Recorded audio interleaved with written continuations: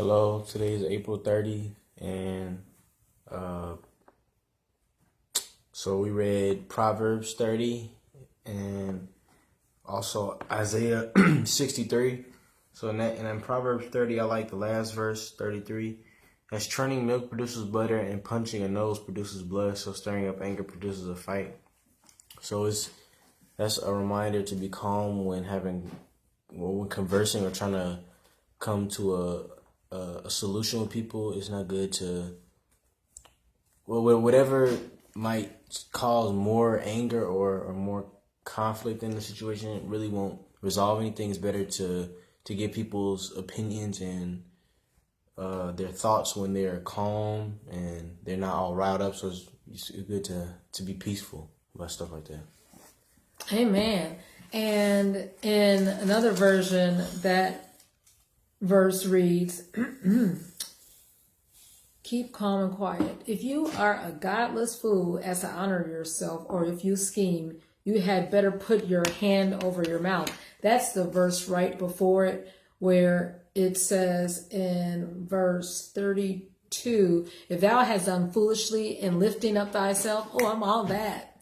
Or if thou hast thought evil, lay thine hand upon thy mouth, right? Sometimes we got to shut it, hold our peace, and know that God will fight our battles and he'll prove his intention for our life. And it says, as churning milk produces butter, there's a result, and punching the nose produces blood, so stirring up anger produces a fight.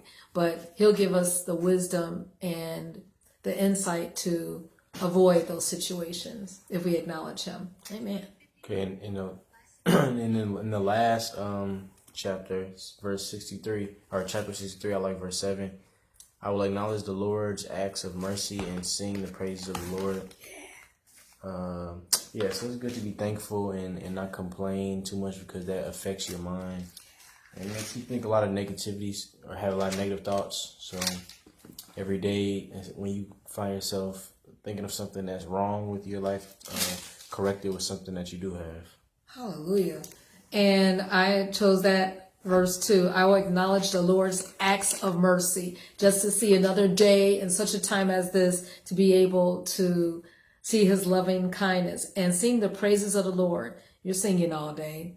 And shout out loud. You might be out of tune. So what? Because of everything that the Lord has done for us, despite, even though there's so many subtractions going on in our life, he is still there. He remains. He has done many good things for the nation of Israel, for his people, for you, for our family. Amen. Blessed be the name of the Lord. Even when he takes loved ones to graduate to glory, he still has done good things because of his compassion and his unlimited mercy. And another verse that spoke to me is verse 16.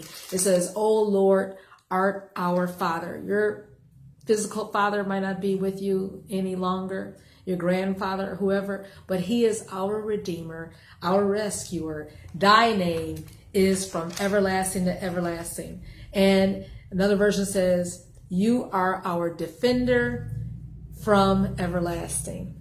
So through eternity, we might not have the protection or the security as far as being able to pay for that, but know that we can sleep at night in peace and know that he is our protection. He has given rest by the Lord's Spirit. That is in verse 14.